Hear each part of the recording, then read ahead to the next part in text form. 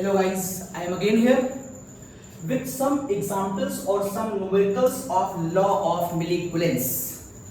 ये आपकी बुक के पेज नंबर 1.28 के सॉल्व न्यूमेरिकल्स हैं, लेकिन मैं आपको इसके ऊपर proper law of milliequivalence लगा करके एक्सप्लेन करूंगा। मैंने यहाँ पर 6 क्वेश्चन लिखे हैं, हम लोग वन बाय वन टेकअप करेंगे। तो पहला क्वेश्चन स्टार्ट करते हैं। पहला क्वेश्चन है आपकी बुक में 0.049 gram 0.049 gram of a piece of a metal. तो मैं यहां पर सॉल्यूशन दे रहा हूं। क्वेश्चन नंबर 1 का सॉल्यूशन, एक मेटल है जिसका वेट 049 ग्राम है, 049 ग्राम, जो रिएक्ट करता है किसी डाइल्यूट एसिड से। चलो मैं मान लेता हूं वो एसिड H2SO4 है। तो जनरलाइज रिएक्शन में आप कह सकते हैं कि वहां पर बना होगा मेटल सल्फेट और वहां से निकल गई होगी H2 गैस। इस तरह की रिएक्शन मानी जा सकती है। वो कह रहा ऐसा करने पर यहां से जो H2 गैस निकली, यहां से जो H2 गैस निकली वो 51 ml इतने डिग्री और इतने प्रेशर को डेवलप करती है।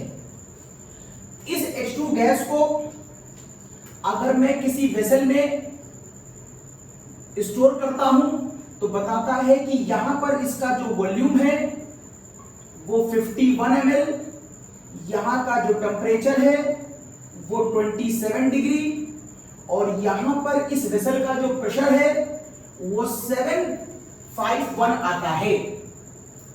ये क्वेश्चन दिया गया है आपको। Find out the equivalent mass of a metal. अब आपसे इस मेटल का इक्विवेलेंट वेट पूछ रहा है, ये क्वेश्चन है। तो according to law of milliequivalence, आपको एसिड का नाम मालूम हो चाहे ना मालूम हो, आप मेटल का नाम जानते हो चाहे ना जानते हो, आपको यह भी नहीं पता है कि H2 गैस 1 स्टोइकियोमेट्री में निकल रही है कि 2 में कि 3 में कि 4 में, क्योंकि जैसे जैसे आप मेटल का नाम बदलेंगे वैसे वैसे यहां से निकलने वाली H2 गैस के नंबर अलग अलग हो सकते हैं।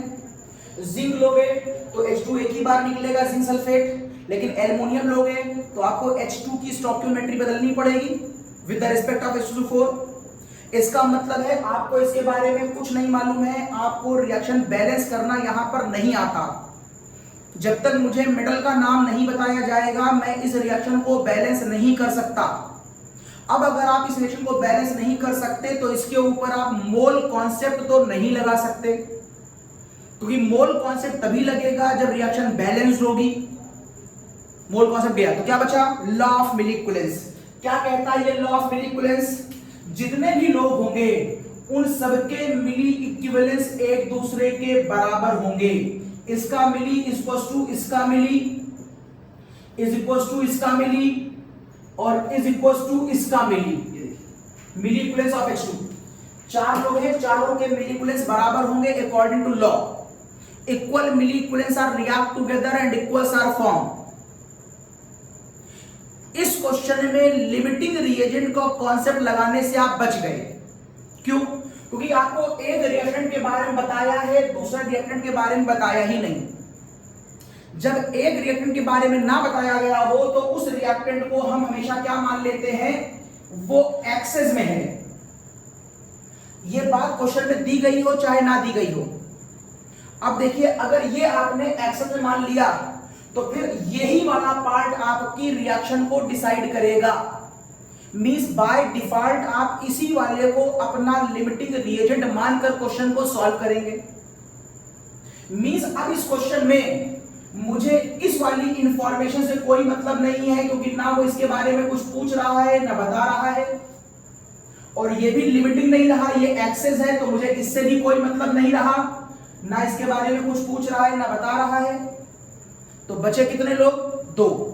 तो आप कहेंगे जो फाइनल फॉर्मूला बना वो क्या बना? तो जो फाइनल फॉर्मूला बना वो बना milli equivalence of metal is equals to milli equivalence of H2 gas. इसका मिली इक्विवेलेंस इसके मिली इक्विवेलेंस के मैं बराबर करूंगा, ये मेरा फाइनल फॉर्मूला बना। अब अब मिली इक्विवेलेंस के बहुत से फॉर्मूले मैंने आपको पिछले लेक्चर में बताए हैं। अब आपको सोचना पड़ेगा उन सारे फॉर्मूलों में से कौन सा फॉर्मूला यहाँ पर वैलिड है। देखो वेट गिवन है तो वेट का फॉर्मूला अप्लाई करेंगे, तो इस तरफ आप लिख देंगे wait upon equivalent weight into 1000, और इधर H2 गैस के लिए मिली का कौन सा फॉर्मूला अप्लाई करेंगे।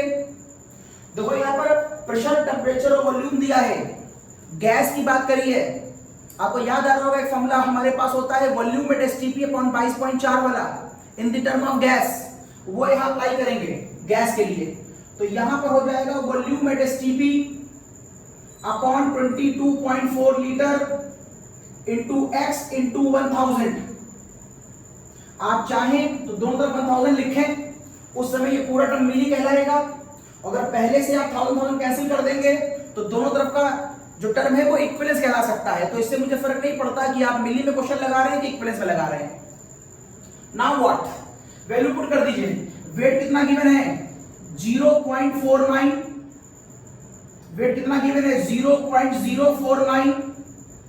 आपसे इक्विवेलेंट वेट पूछा गया है, 1000 में लिखने के बाद कैंसिल कर लेता हूं, तो यहां पर आ जाएगा volume at STP upon 22.4 litre into x. X किसका, H2 गैस का। आपके यहां 2-3 गैसेस बहुत इंपॉर्टेंट हैं, उनके आपको एक्स मालूम होने चाहिए, लाइक H2 का एक्स, ऑक्सीजन का, नाइट्रोजन का या Cl का। ये होमो न्यूक्लियर गैसेस हैं।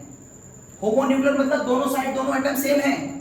इनका एक्स कैसे निकालते हैं, इनका एक्स निकालने की मैं ट्रिक बता रहा हूं आपको। इसका एक्स अगर देखना है तो आप देखेंगे इसमें कितनी बॉन्ड्स हैं। कितनी बॉन्ड दिख रही है आपको, 1 नहीं, आप इसमें 2 बॉन्ड मानेंगे। क्यों, ये वाली बॉन्ड इस एटम के लिए एक बार काउंट होगी और यही वाली बॉन्ड इस एटम के लिए भी एक बार काउंट होगी, इसलिए इस क्वेश्चन में एक्स की वैल्यू 2 मानेंगे आप। ऑक्सीजन में डबल बॉन्ड दिख रही है, इस वाले ऑक्सीजन के लिए डबल बॉन्ड और फिर इस वाले ऑक्सीजन के लिए डबल बॉन्ड, तो इस वाले क्वेश्चन के लिए x की वैल्यू 4 सपोज की जाएगी। वैसे ही यहां पर ट्रिपल बॉन्ड है, triple bond from that atom and triple bond with respect to this atom, तो यहां पर x की वैल्यू 6 और यहां पर x की वैल्यू 2 सपोज की जाएगी। तो ये 4 गैसेस आपको खुद देखने को मिलेंगी, इनके x आप इस तरीके से याद रखेंगे। तो यहां पर आप समझ गए कि यहां पर x की वैल्यू क्या रखने वाले हैं आप, 2। सब कुछ तो मालूम है, ये निकालना है, बस मामला फंस गया है क्योंकि आपको अभी वॉल्यूम एट एसटीपी नहीं मालूम। What is the mean of STP, standard temperature and pressure. Standard temperature 0 degree centigrade that is 273 kelvin और standard pressure 1 atmospheric that is 760 mm। इस कंडीशन को फॉलो करके आपको वॉल्यूम एट एसटीपी निकालना पड़ेगा, क्योंकि यहां पर जो वॉल्यूम दिया है ये एसटीपी पर नहीं है। तो क्या करेंगे आप, एक फॉर्मूला और अप्लाई करेंगे, P1 V1 upon T1 is equals to P2 V2 upon T2। ये देखिए इस फॉर्मूले को और अप्लाई करना पड़ेगा, जहां P1 की वैल्यू 751,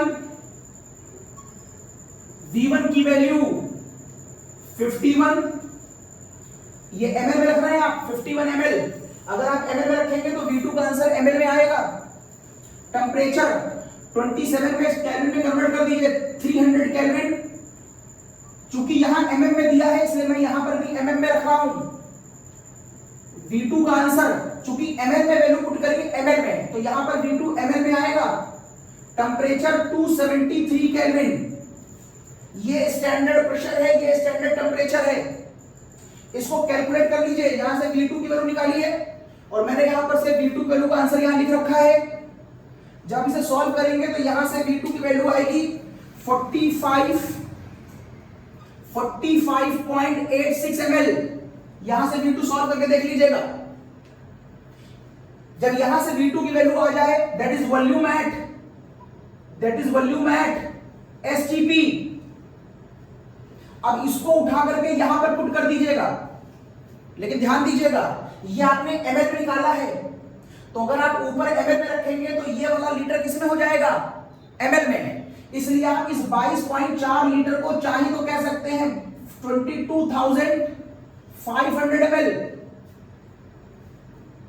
इन छोटी छोटी बातों को ध्यान रखकर इक्विवेलेंट वेट का आंसर अब कैलकुलेट कर लीजिए, और यहां से इक्विवेलेंट वेट का जो आंसर आएगा वो होगा 11.966।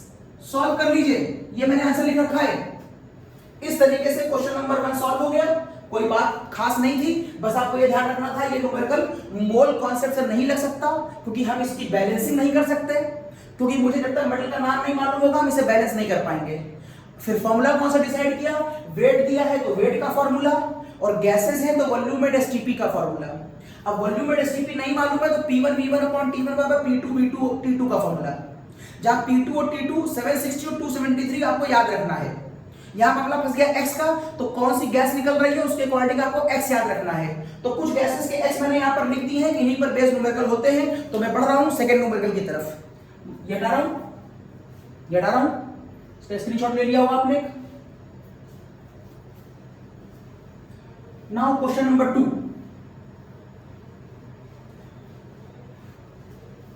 क्वेश्चन नंबर 2 देख लीजिए क्या कहता है क्वेश्चन नंबर 2। क्वेश्चन नंबर 2 कह रहा है 0.20 ग्राम of a metal on treatment with dilute acid. 0.20 gram of a metal when react with a dilute acid. अपने मन से मैं मान ले रहा हूं कि मान लिया मैंने H2SO4 है, तो क्या बना होगा, एक मेटलिक सल्फेट बना होगा और वहां से H2 गैस निकली होगी, ये हुआ होगा। यहां से जो H2 गैस निकली है वो कितनी निकली है, 106 पॉइंट। जिस वेसल में ये गैस निकली है, जिस वेसल में मैंने गैस कलेक्ट किया है, वहां पर जो इंफॉर्मेशन गिवन है 106.5 ml। यहां का प्रेशर दे रखा है 760 mm, यहां का टेंपरेचर दे रखा है 17 डिग्री सेंटीग्रेड। ये तीन इंफॉर्मेशन इस H2 गैस के लिए गिवन है जो इस वेसल में इकट्ठा है। यहां से देखें तो आपको लग रहा होगा कि यहां तक का न्यूमेरिकल तो एकदम पीछे वाले न्यूमेरिकल की ही तरह है। हाँ, काफी कुछ वैसा ही है, बस एक नई बात इन्होंने जोड़ दी है। इस क्वेश्चन में इन्होंने यहां पर एक्वस टेंशन दे दिया है। टेंशन का मतलब होता है प्रेशर, एक्वस का मतलब है पानी, पानी का प्रेशर। मतलब इस वेसल में H2 गैस के वेसल में थोड़ा सा पानी भी पड़ा है। अब एक गैस H2 गैस की है, ये मान लो H2 गैस है, और कुछ गैसेस के मॉलिक्यूल पानी से भी डेवलप हो रहे हैं। तो इस वेसल का जो प्रेशर है वो दो गैसों की वजह से है, H2 की वजह से और पानी की वजह से, जिसकी वजह से इस वेसल का जो टोटल प्रेशर काउंट हो रहा है वो आ रहा है 760 mm। ये क्वेश्चन में दिया है। इस टोटल प्रेशर में दो लोग हैं, इस टोटल प्रेशर में दो लोग हैं, pressure of H2 gas and pressure of water. लेकिन मुझे न्यूमेरिकल H2 गैस पर लगाना है, मतलब मुझे वाटर के प्रेशर से मतलब नहीं है।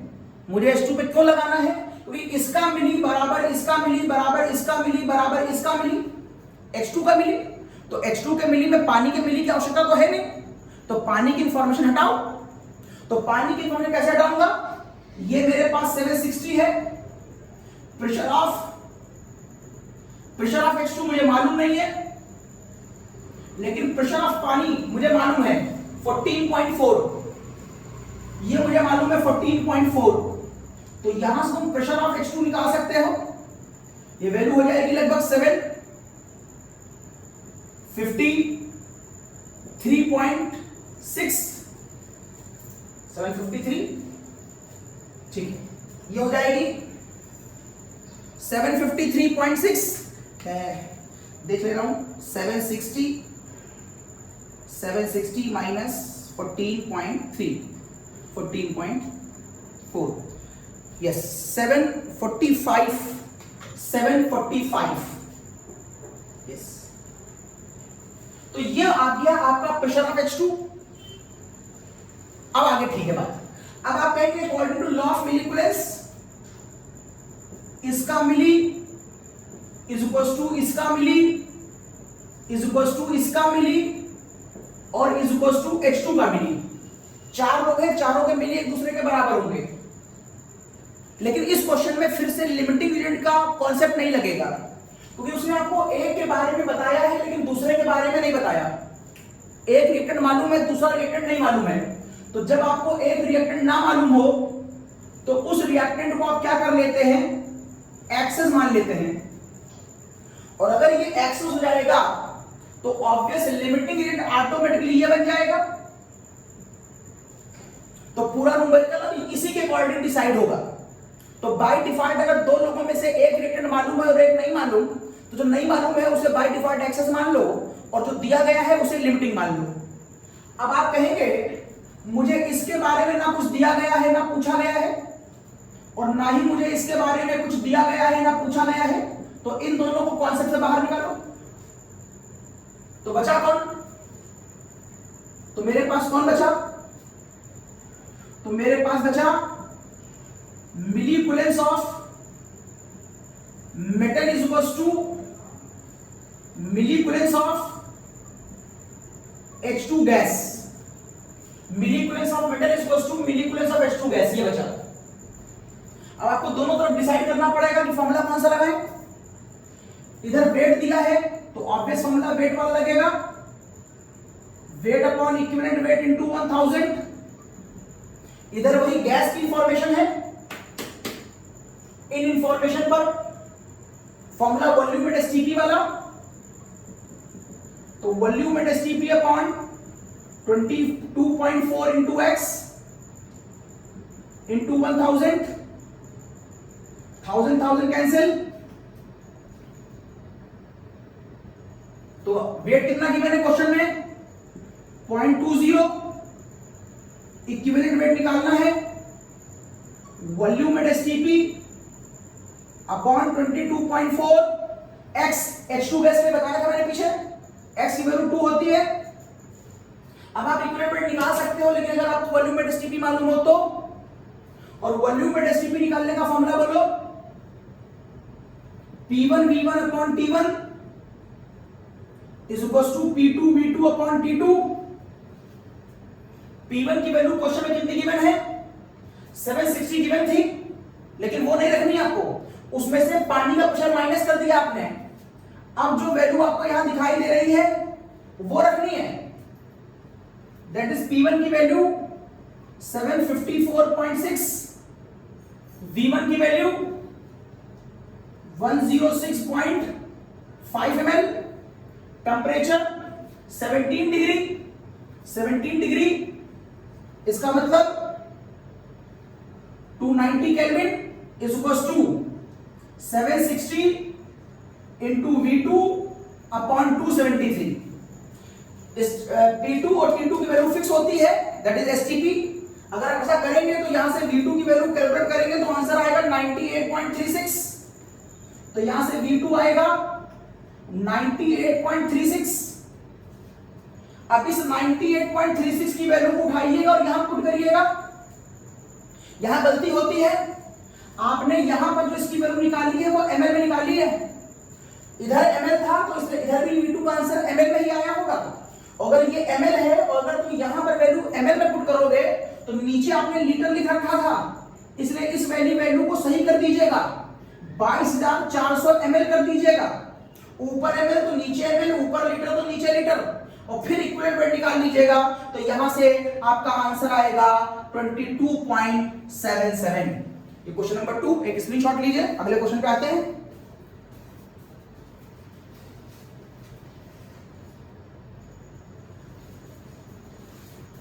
Yes, now come on the question number 3।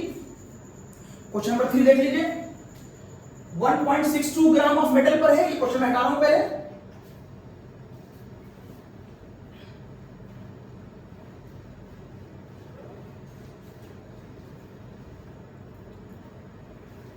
Yes, एक मेटल है जो 1.62 ग्राम का है और वो डिसॉल्व किया गया है HNO3 में।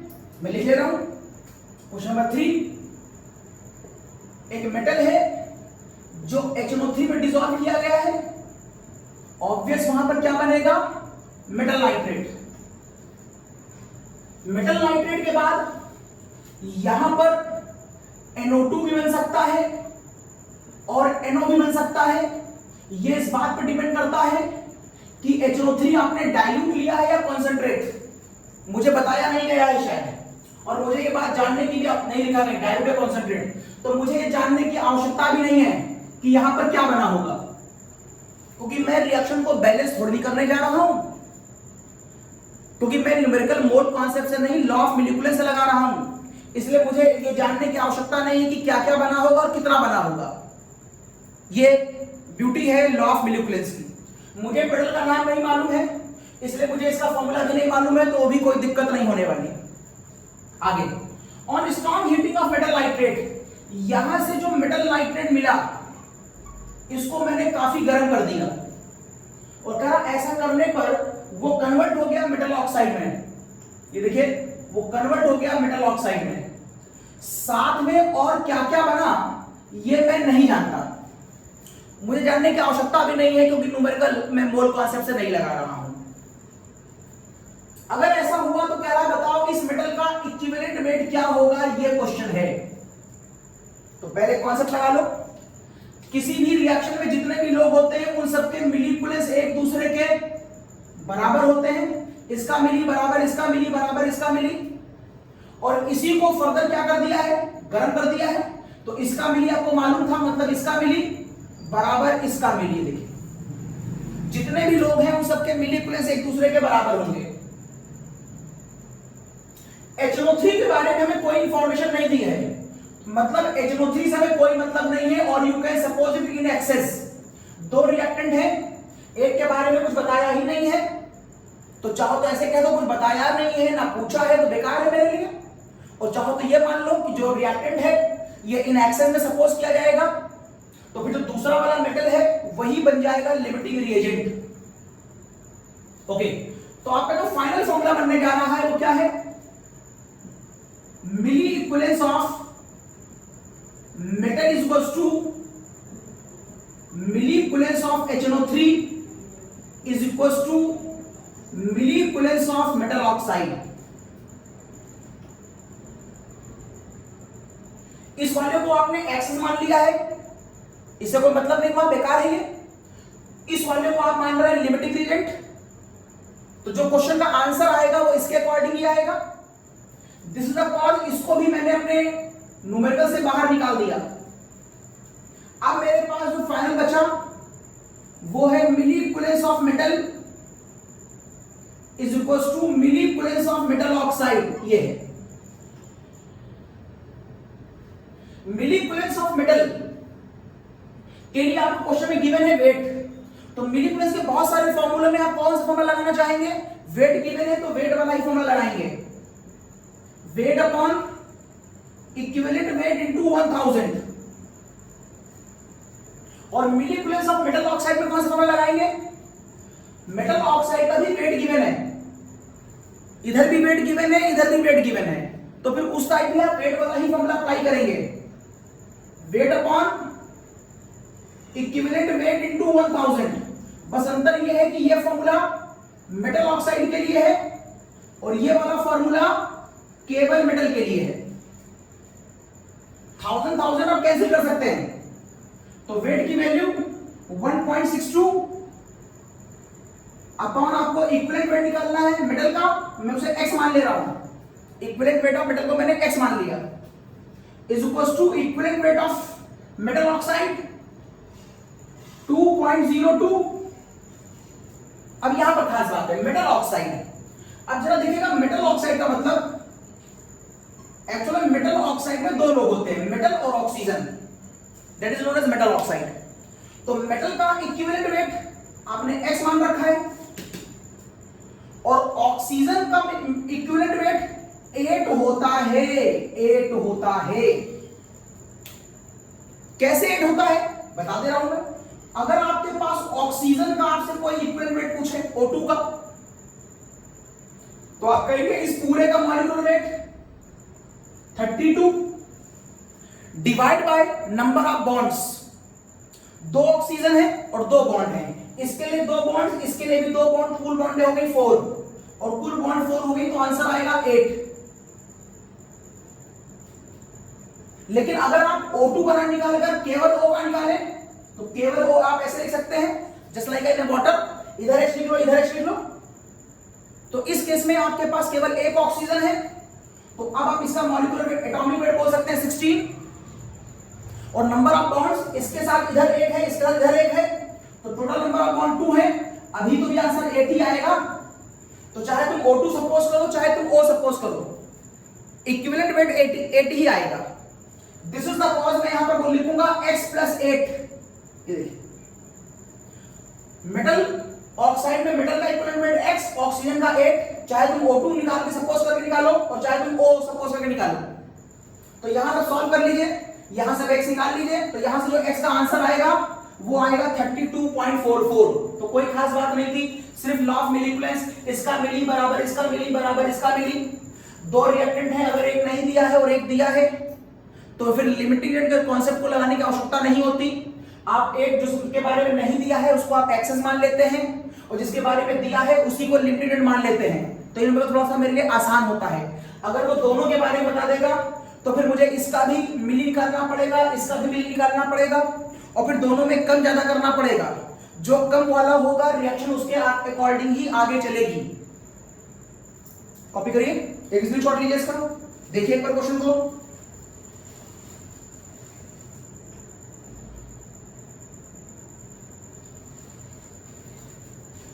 Yes.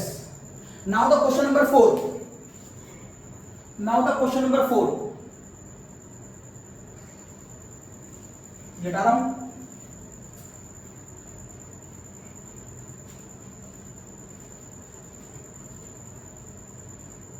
क्वेश्चन नंबर 4 देखिए, कह रहा है 0.54 gram of silver dissolve in HNO3। लिख लेते हैं, एक सिल्वर है और वो कितना है 0.54 ग्राम है। कहां डिसॉल्व है? HNO3 में डिसॉल्व है। क्या हुआ? HNO3 में डिसॉल्व होने के बाद उसने बनाया होगा सिल्वर नाइट्रेट, और क्या बनाया होगा मान लीजिए आप नहीं समझ पा रहे हैं, छोड़िए जाने दीजिए। अब वो कह रहा है इसी सिल्वर नाइट्रेट के अंदर उसने डाल दिया है पोटेशियम क्लोराइड। ऐसा करने पर वहां पर क्या बन गया है AgCl, और क्या बना आप समझ नहीं पा रहे हैं, जाने दीजिए।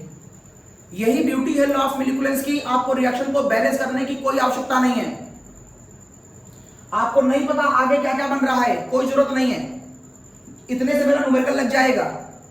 आप ये कह सकते हैं कि यहां पर कॉन्सेप्ट ये हुआ कि सिल्वर ने रिएक्शन करी है HNO3 से, HNO3 के बारे में कुछ बताया नहीं गया है, तो ये मैंने मान लिया इन एक्सेस, तो ये बन गया आपका लिमिटिंग रिएजेंट। अब न्यूमेरिकल इससे सॉल्व होगा, तो इसका मिली बराबर इसका मिली बराबर इसका मिली, और यही वाला सिल्वर नाइट्रेट यहां उतार लिया, इसने कंबाइन करा इससे, तो इसका मिली बराबर इसका मिली बराबर इसका मिली। तो फाइनल फॉर्मूला क्या निकल के आता है? Milliequivalence of silver is equals to milliequivalence of HNO3 is equals to milliequivalence of silver nitrate is equals to milliequivalence of KCl is equals to milliequivalence of AgCl। इसका मिली बराबर इसका मिली बराबर इसका मिली is equals to इसका मिली बराबर इसका मिली, यही मैंने यहां लिख दिया है। तो इसका मिली बराबर इसका मिली प्लस इसका मिली, जितनी भी रिएक्शन हैं उन सबके मिलीक्यूलेंस एक दूसरे के बराबर होंगे। ठीक है, अब मेरे लिए किसी काम का नहीं है, ना इसके बारे में कुछ दिया है ना पूछा है। मेरे लिए सिल्वर नाइट्रेट भी किसी काम का नहीं है, इसके बारे में ना कुछ दिया है ना कुछ पूछा है। KCl भी मेरे लिए किसी काम का नहीं है, ना इसके बारे में कुछ दिया है ना पूछा है। मेरे काम का है AgCl और मेरे काम का है Ag, क्योंकि एक इंफॉर्मेशन Ag की गिवन है, और एक इंफॉर्मेशन AgCl की गिवन है। इसीलिए मैंने इन दोनों को अपना मेन फॉर्मूला मान लिया। तो मेन फॉर्मूला बन गया milliequivalence of Ag is equals to milliequivalence of AgCl, ये बन गया मेन फॉर्मूला। अब मिली कुलेंस के बहुत सारे फॉर्मूलों में आप कौन सा फॉर्मूला अप्लाई करेंगे? दोनों साइडों पर वेट गिवन है। This is the cost formula हो जाएगा weight upon equivalent weight into 1000 is equals to weight upon equivalent weight into 1000। Weight की value 0.54, equivalent weight of silver को मैं x मान लेता हूं, निकालना है। इधर वेट गिवन है 0.7175, इधर है सिल्वर क्लोराइड। फिर देखिए दो लोग हैं इसके अंदर, सिल्वर क्लोराइड, तो इसका इक्विवेलेंट वेट तो आपने x मान रखा है और Cl का इक्विवेलेंट वेट 35.5 होता है। कैसे? आप चाहें तो इसको ऐसे चेक करें, Cl2 का मॉलिक्यूलर वेट 71 डिवाइड बाय 2। क्यों डिवाइड बाय 2? क्योंकि एक बॉन्ड इधर से सपोज करोगे, एक इधर सपोज करोगे, ऐसे कर लो।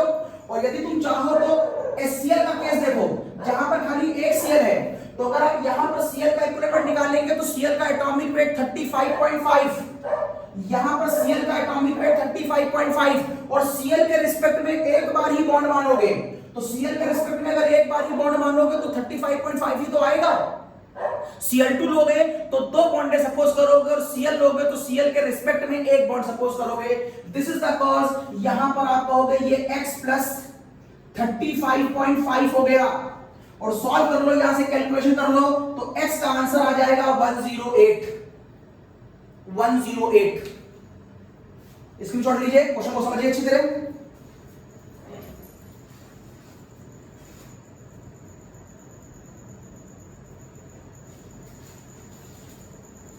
Yes, now question number 5। Question number ये हो गया 5, देखिए या डाउन।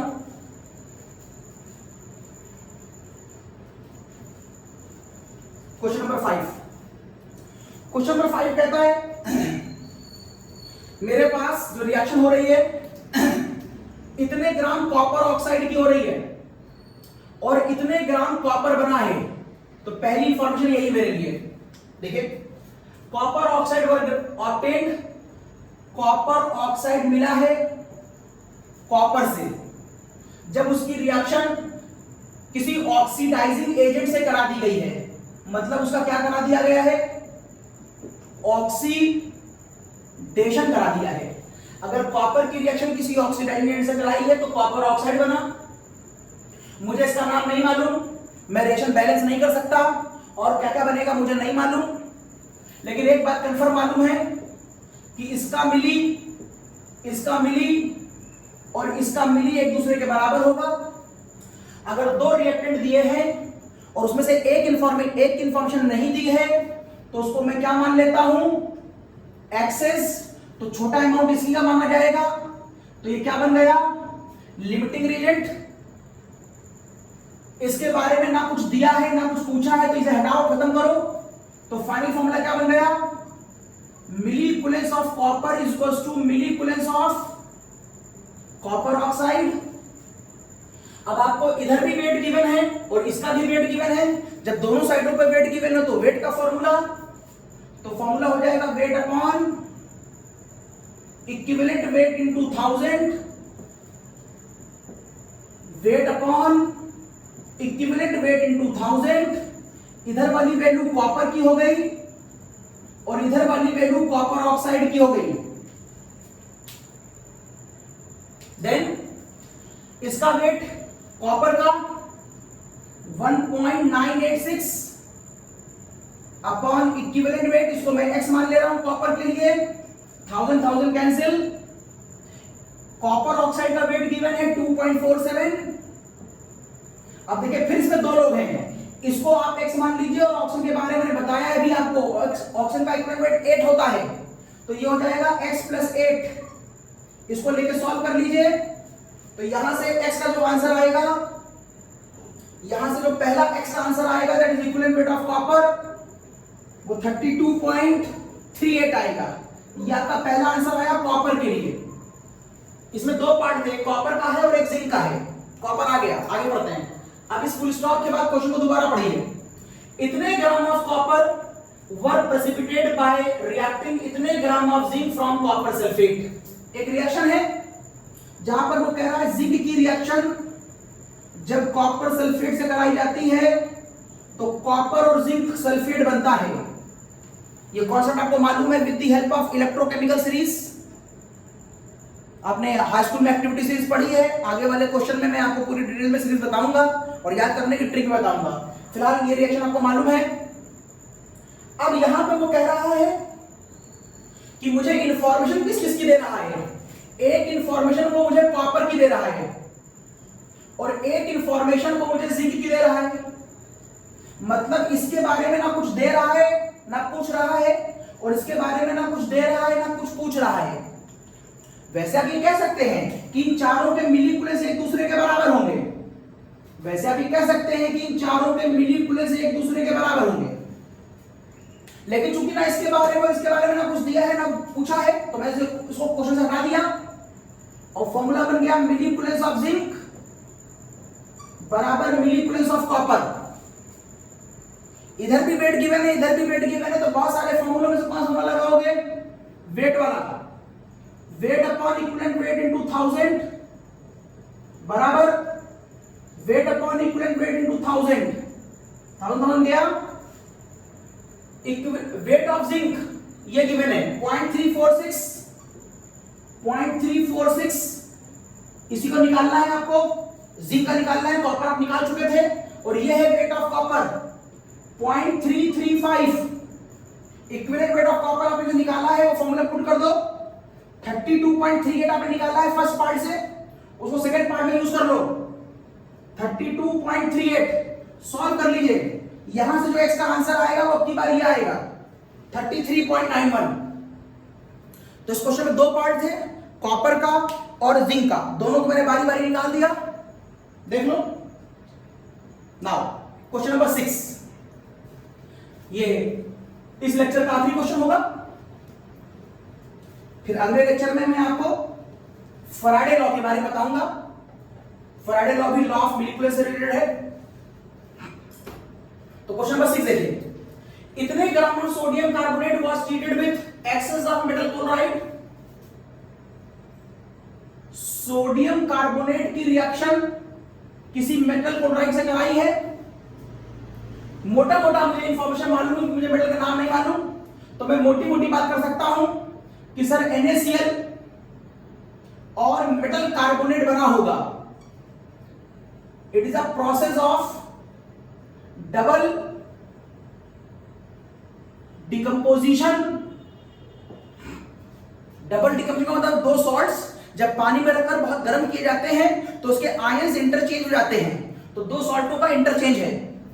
कोई भी रिएक्शन हो, एक बात कंफर्म है कि इन सबके मिलीकुलेंस एक दूसरे के बराबर रहे होंगे। ठीक है। मुझे किस किस के बारे में मालूम है? मुझे सोडियम कार्बोनेट के बारे में मालूम है, लेकिन देखिए जो बातें मैं आपसे कह रहा था इस बार लिख भी दी। मेटल क्लोराइड इन एक्सेस है, ये मैं बहुत देर से आपसे कह रहा था। जब मुझे एक स्पीशीज के बारे में कुछ ना मालूम हो तो मैं उसे जानबूझ करके बाय डिफॉल्ट एक्सेस मान लेता हूं। तो लिमिटिंग रीजन का लॉजिक खाली इस पर लगेगा। अब जितना ये होगा उतना ही आगे सब कुछ बनेगा, क्योंकि ये तो एक्सेस हो गया। लेकिन देखिए NaCl के बारे में ना कुछ पूछा है ना बताया है, तो NaCl से भी मुझे कोई लेना देना नहीं है।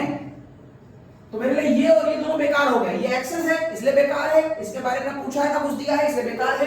तो फाइनल फॉर्मूला क्या बचा?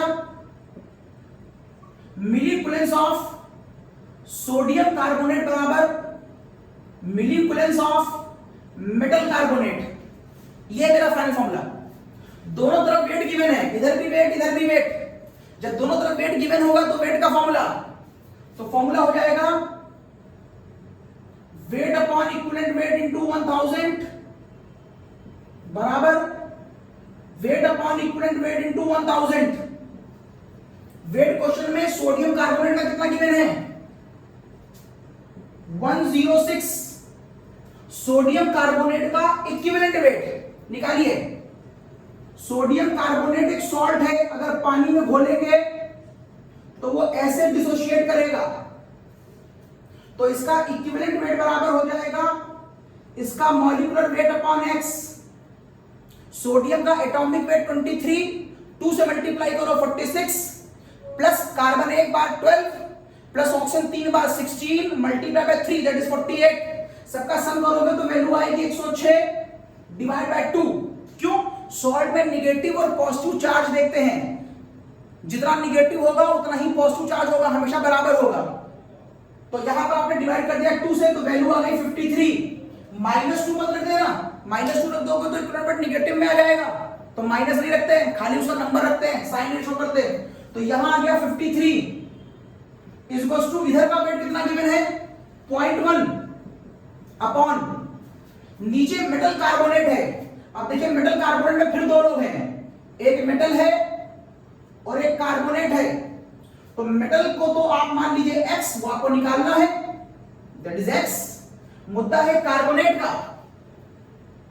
कार्बोनेट, अगर आप केवल कार्बोनेट की बात करें, मतलब केवल आप इसकी बात करें, तो इसका मॉलिक्यूलर वेट कार्बन का 12, ऑक्सीजन 16, 30 मल्टीप्लाई 3 दैट इज 48, तो ये हो जाएगा 60। केवल कार्बोनेट 60 इसका मॉलिक्यूलर वेट, और डिवाइड बाय इसका चार्ज। लेकिन चार्ज का साइन मत रखिएगा वरना फिर आंसर निगेटिव आ जाएगा, तो चार्ज रखेंगे खाली 2। तो ये हो गया equivalent weight of only carbonate that is 30। और इसको रखकर अगर आप यहां पर सॉल्व कर दें तो यहां पर जो आंसर आएगा वो आ जाएगा आपके पास 50। तो ये 6 न्यूमेरिकल लॉ ऑफ मॉलिक्यूल्स के। अगला न्यूमेरिकल आपकी बुक में दिया हुआ है और वो न्यूमेरिकल है फैराडे लॉ पर। तो पहले मैं फैराडे का कॉन्सेप्ट बताऊंगा, कॉन्सेप्ट नंबर 1 और concept number 2, first law second law, और फिर मैं उस न्यूमेरिकल के ऊपर आऊंगा। अगले लेक्चर में काम करेंगे, तब तक के लिए बाय।